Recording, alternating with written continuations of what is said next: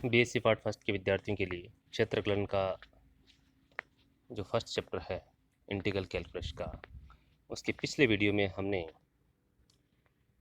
क्षेत्रकलन की परिभाषा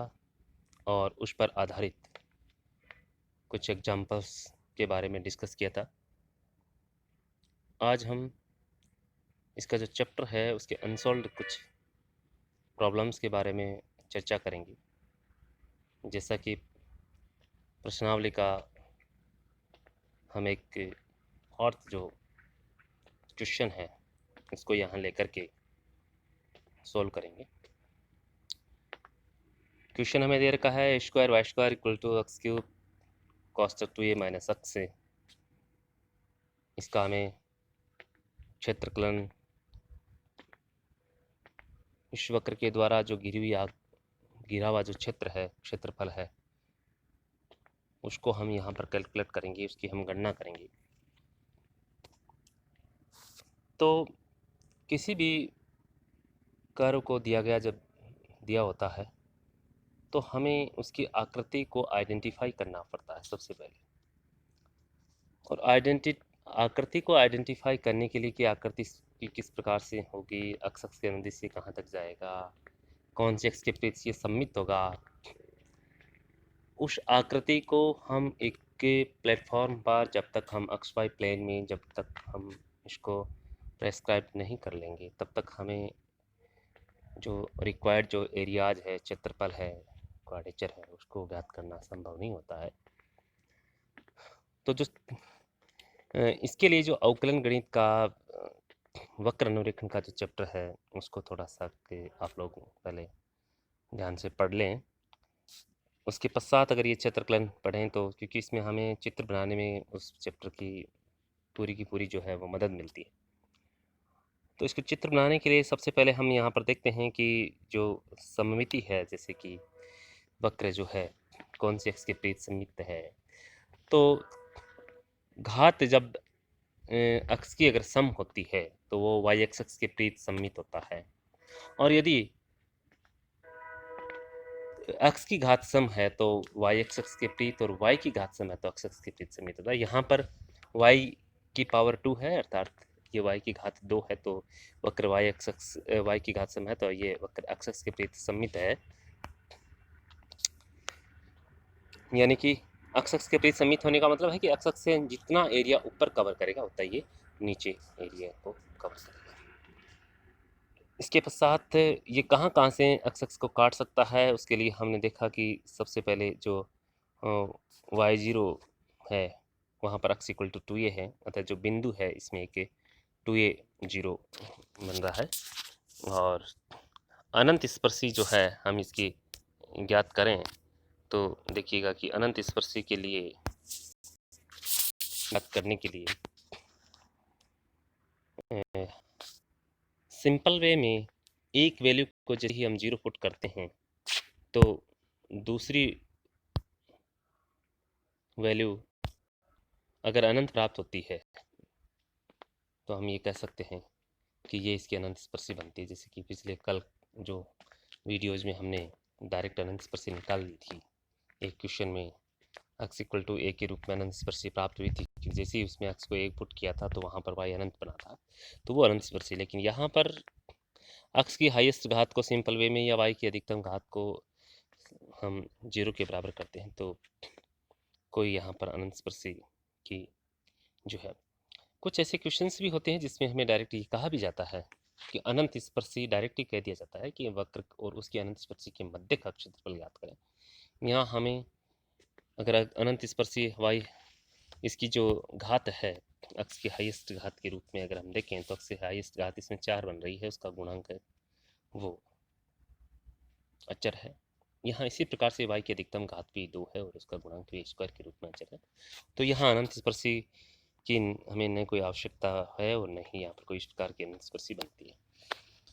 तो ये है 0 से 2a तक का एक्स के अनुदिश वक्र चित्र अनुसार हम देख रहे हैं 0 से 0 पर काट रहा है, 0 0 पर काट रहा है, उसके पश्चात 2a 0 पर काट रहा है। और दूसरा ये है कि ये एक्स के ऊपर जितना एरिया कवर करता है उतना ही नीचे भी एरिया कवर करता है। तो हम जब रिक्वायर्ड जो हमारा क्वाड्रेचर जब हम ज्ञात करेंगे तो 2 से इसको मल्टीप्लाई करके इसको ज्ञात कर लेंगे। वक्र द्वारा घेरा गया जो एरियाज है चित्रानुसार वो हम देख रहे हैं कि OBACO ज्ञात करना है, और एरिया ऑफ OBCA को हम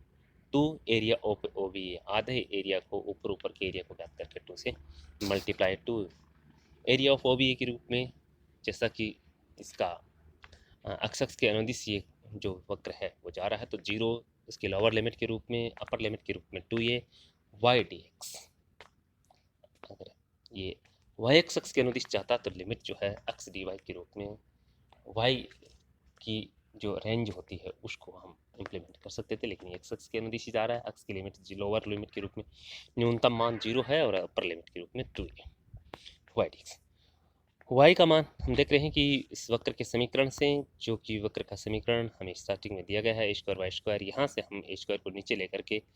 बहुत साइड स्क्वायर रूट लेकर के और हम y का मान ज्ञात कर लेंगे, और इस समाकलन के अंदर पुट करके x क्यूब बनता है अंडर रूट के अंदर, तो x स्क्वायर के रूप में इसको बाहर लेकर के x root of x bracket 2a minus x upon x dot dx के रूप में प्राप्त होता है। अब हम क्या करेंगे कि इसी समाकलन को सोल्व करने के लिए, इस रिक्वायर्ड एरिया को ज्ञात करने के लिए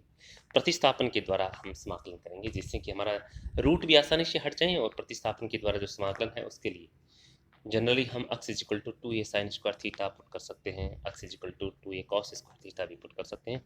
जनरली कोशिश ये करते हैं कि साइन के पदों में ही प्रतिस्थापन हो जाए, तो वो कॉस में कन्वर्ट होकर के रूट से बाहर आसानी से आ जाए। x is equal to 2a sine square theta put किया, इसका बहुत सारा डिफरेंशिएशन किया, तो dx is equal to 2a 2 sine theta, और साइन थीटा का डिफरेंशिएटर जो है कॉस थीटा, थीटा का डी थीटा, तो ये dx के रूप में 4a sine theta cos theta d theta प्राप्त हुआ। Now when x equal to 0, इसमें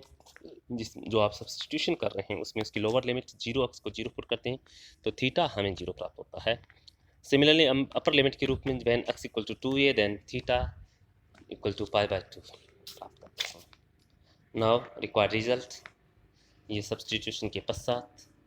जो है 2a sine square theta under root of 2a sine square theta 2a minus 2a sine square theta upon a square, dx की जगह 4a sine theta cos theta d theta, इसको 2a को 2 times and 4 इसको लेकर के a को बाहर लेकर के 16a स्क्वायर 0 से pi by 2 sine cube theta cos theta, और a स्क्वायर से a स्क्वायर अंडर रूट के अंदर कैंसिल हो जाता है, और इस प्रकार से हमारे पास ये जो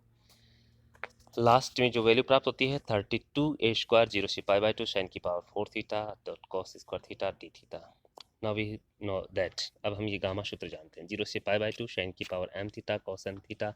D theta is equal to gamma m plus 1 by 2 gamma n plus 1 by 2 upon 2 gamma m plus n plus 2 by 2। ये फॉर्मूला होता है, इसमें हमारे पास m की जो वैल्यू है वो ये 4 है, n की वैल्यू जो है हमारे पास 2 है। तो इस प्रकार से m और n के मान से ये जो गामा सूत्र है इसके अंदर वैल्यू पुट अप करें, और इसको हम एक्सप्रेस करके खोल करके देखें, तो ये जो मान है हमें एरिया जो है वो पाई a स्क्वायर प्राप्त होता है। तो ये पाई a स्क्वायर जो एरिया जो है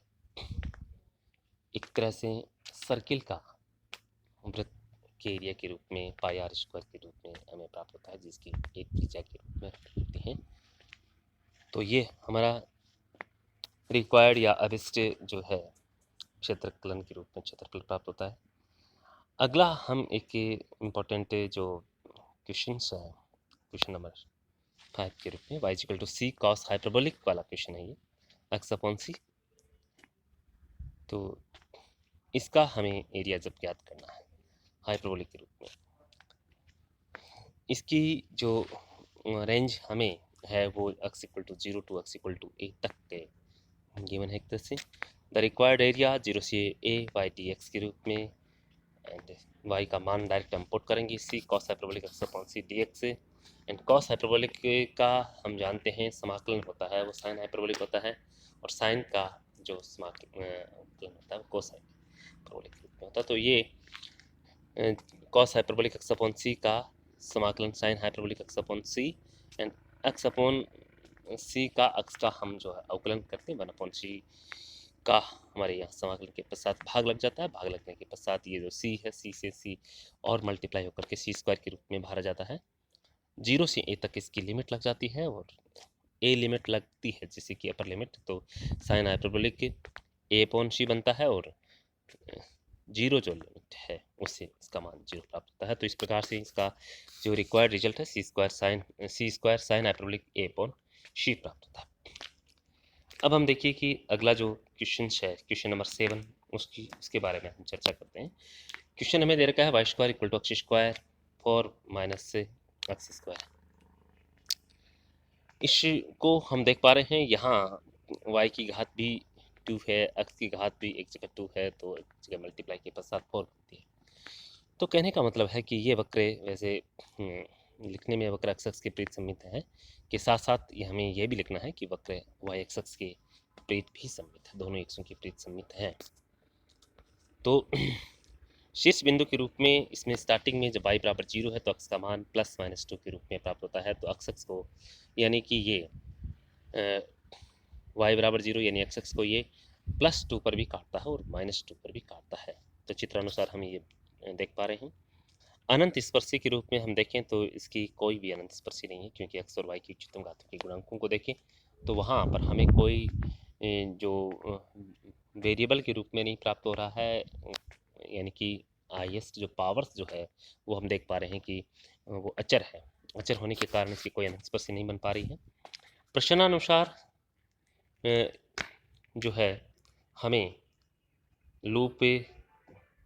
एक लूप OABC का ही प्रश्न में ये जो बात है, प्रश्न में जब लिखा जाता है ऊपर कि कई बार हमें परीक्षा में ये दिया जाता है कि संपूर्ण क्षेत्रफल ज्ञात कीजिए,